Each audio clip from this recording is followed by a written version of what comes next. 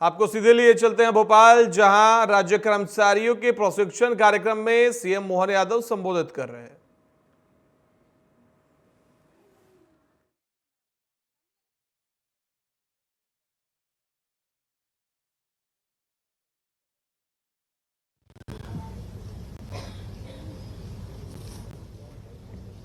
Hello, नमस्ते sir.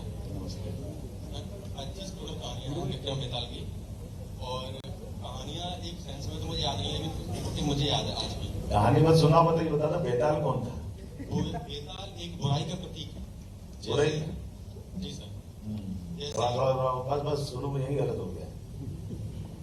बेताल गलत नहीं है। और बताओ किसको बता, आप बताएं।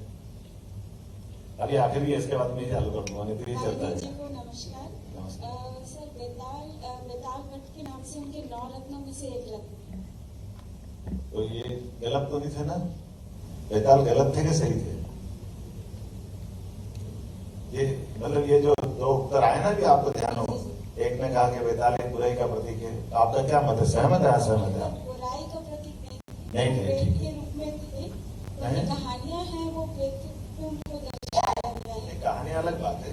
अभी आपने एक अच्छा विषय लाया कि वो 9 रत्नों में से, तो 9 रत्नों में से 8 फिर भूत हो गए, फिर अगर उनमें एक वो भूत हुए तो हो गए कि नहीं हो गए? इसका मतलब क्या? आपके उत्तर ये है, चलो मैं ले लेता हूँ, मैं बताता हूँ आपको। मैं वो आपकी काम की बात बताता हूँ और ये मैं खत्म कर दूंगा, मेरे पास तो बहुत सारे आइटम चल ही करते हैं। बेताल और विक्रम ने अपने पराक्रम से, सुक्रम से अपना शासन की सारे व्यवस्थाओं को सुव्यवस्था में बदल दिया। तो जब एक व्यक्ति अपने पुरुषार्थ पराक्रम से शासन के सूत्र हाथ में लेता, तो अगर वो समझदार होगा तो वो अपने ऐसे सुयोग्य लोगों की मालिका बनाता, आसपास अपने मंत्रिमंडल के, अपने अधीनस्थ सारे सक्षम अधिकारियों की ढूंढ ढांड करके काम देता। ऐसा भी उसको माना जाता है कि वो नवरत्नों की आविर्भाव जो हुआ वो विक्रम के टाइम से, वो बाद में हर शासक ने ऐसी अपनी कल्पना कर ली। अब चूंकि जब नवरत्नों की बात आती तो तुरंत समझ में आ जाता कि वो टैलेंटेड होंगे तभी तो उसमें आएंगे, है ना ऐसा? तो अभी आपने कहा कि विक्रम भी उसी में से थे, तो अपने आप आ गए। अब ये भी एक बात सही है कि जो सक्षम आदमी है, सुयोग्य आदमी है, अच्छा समझदार आदमी है, तो अगर शासन के शासक की बुद्धि से उसका तालमेल नहीं बनता है, अगर उसका तालमेल नहीं होगा, उसकी समझ नहीं होगी, या कई बार वो परिस्थितियां सब विपरीत हो जाती, तो अच्छा आदमी क्या थोड़ा सा हट जाता है। ऐसा मानने वाले बहुत कम है, लेकिन हमारे यहाँ भूत प्रेत ये कहानी बना देते ना। जैसे चंदा मामा आती थी तो विक्रम बेताल की कहानी शुरुआत करने के लिए वो सालों साल पता नहीं कितने 1000-500 कहानी बना दी होगी। असली में तो केवल 25 कहानियां होती, और ये 25 भी कहानियां, उन कहानियों का प्रत्येक आखिरी में जाकर के लपोलुभाव आपको ध्यान में आएगा। तो वो बुद्धिमत्ता के उत्तर की अपेक्षा के साथ कहानी की जाती। प्रश्न से शुरुआत होती है, समाधान से खत्म होती है उत्तर देने के बाद। ऐसे विक्रमादित्य का जीवन का वो बड़ा जो रोचक प्रसंग है, उस प्रसंग का सार ये है कि विक्रम एक बहुत बुद्धिमान आदमी, और विक्रम वो व्यक्ति जो प्रशासन के सूत्र हाथ लेकर के ऐसे कई सारे लोगों के बीच में अपना जीवन एक पहचान बना भी रहा है। लेकिन वो बहुत बहादुर है विक्रम, और उदार भी उतना ही, दानशील भी उतना ही। तो उदारता, दानशीलता, पराक्रम, पुरुषार्थ, ये गुण होना अलग बात है।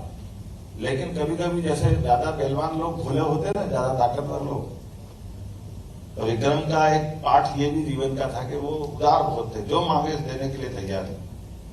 तो विक्रमादित्य को जब लोग मैदान में नहीं हरा पा रहे तो कुछ न कुछ करते हैं। तो एक षड्यंत्रकारी विक्रमादित्य के पास आकर के साधु के वेश में उससे दान मांगता है कि मेरे को इसका कुछ देव मेरे को। तो वो विक्रमादित्य कहता मेरे पास जो मांगोगे मैं दूंगा।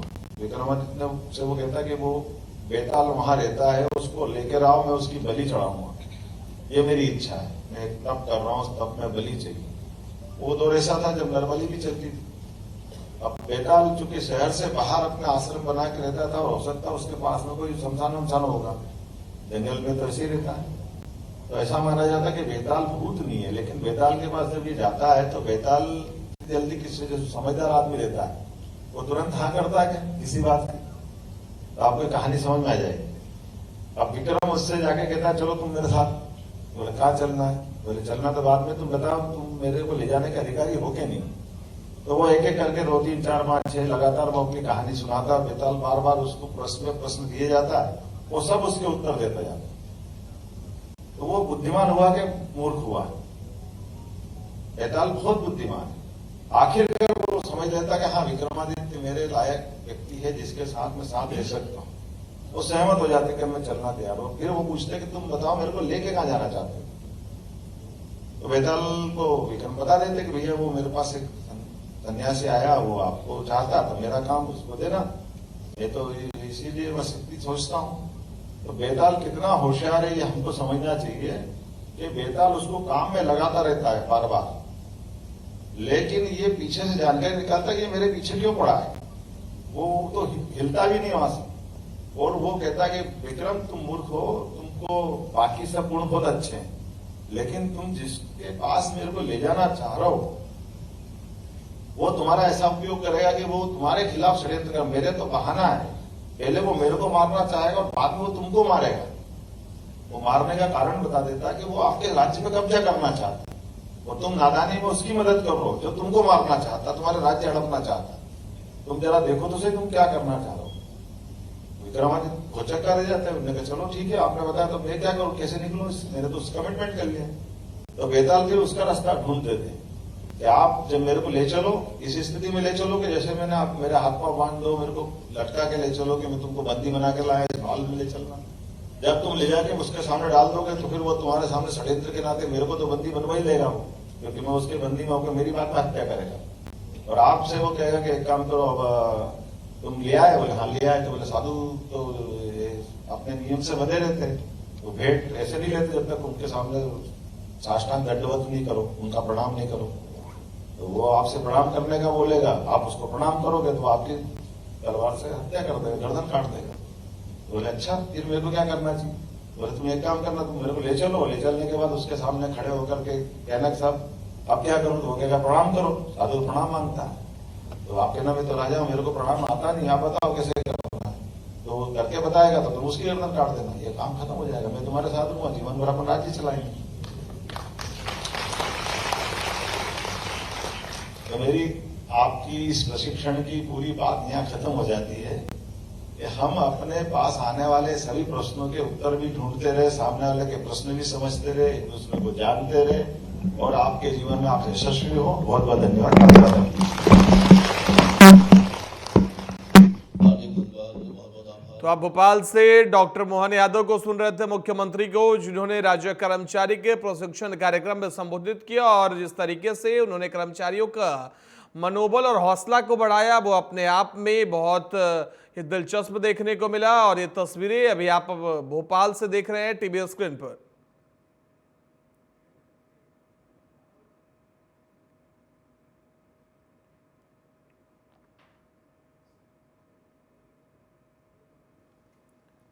वहीं अब देखिए तस्वीर भोपाल से, जहां मुख्यमंत्री डॉक्टर मोहन यादव को शॉल उड़ाकर सम्मानित किया गया और साथ ही उन्होंने कहा कि हमें जनता की अदालत में परीक्षा देनी पड़ती है। डॉक्टर मोहन यादव का यह बयान बता रहे हैं, जिन्होंने कार्यक्रम को संबोधित करते हुए राज्य कर्मचारियों के बीच कहा है सही चलोगे तो सही रहोगे। ऐसा मुख्यमंत्री ने कहा, हमें जनता की अदालत में परीक्षा देनी पड़ती है अपने कामों को लेकर, जनता के द्वारा किए गए वादों को लेकर। वक्त तो चला एक छोटे से ब्रेक का, ब्रेक के उस पार भी खबरें लगातार जारी है।